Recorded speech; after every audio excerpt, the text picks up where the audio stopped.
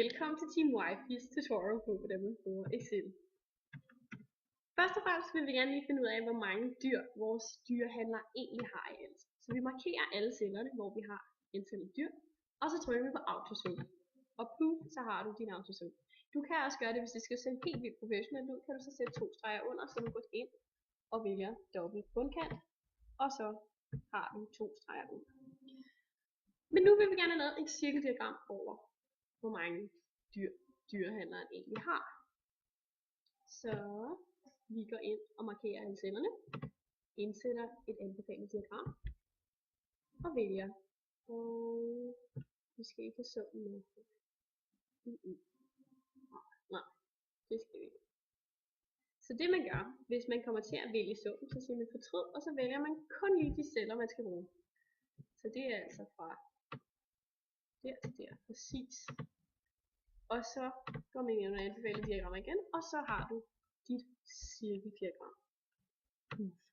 Men det er sådan, vi gerne vil have, at der står dyrehandlerens diagram. Så vi trykker på plusset, og indsætter diagramtitel, og trykker en gang til.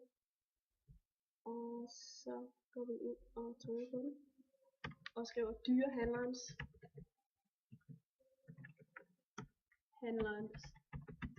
budget.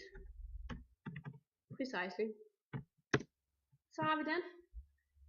Og nu er det jo sådan, at det er rigtig flot. Men vi vil rigtig gerne vide, hvor meget det egentlig var i procent. Så vi går ind og regner procenten ud. Det gør vi så.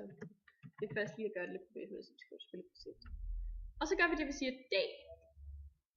Yes. Så siger vi D3.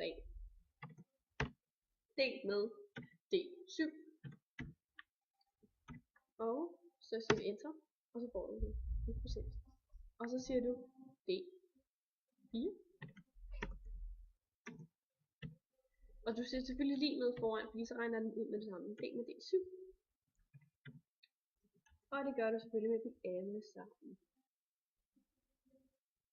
Så siger D5, D med D7. Plus med D5. D6, D med D7. Og så husker vi at skrive lige med foran. Ja. Og så vil vi gerne have en autosum, for vi vil gerne være sikre på, at vi har alle dyrene med. Og det gav vi nu, så det er vi sikre på nu. Og så er det sådan, at vi egentlig gerne vil have lavet et søjlediagram til, fordi at de der cirkeldiagrammer, de er sgu ikke så præcise, eller de er ikke så rart at kigge på altid. Så det vi gør, det er, at vi går ind og tager et søjlediagram. Men man kan også sidde og lege med det her diagram. Det er altså så vi går ind. Vi skal også have, vi vil gerne have procent med, fordi så får vi sådan en fin graf med på vores søjlediagram. Så det gør vi. Ja, præcis. Og så siger vi OK, fordi så har vi nemlig en rigtig flot graf med på vores diagram. Og det var egentlig det. Og så kan man altid lege med, hvordan layoutet skal se ud. Og så kan man lige vælge en masse forskellige, alt efter hvad man føler for. Så ja, det var Team Wifis tutorial på, hvordan man brugte Excel.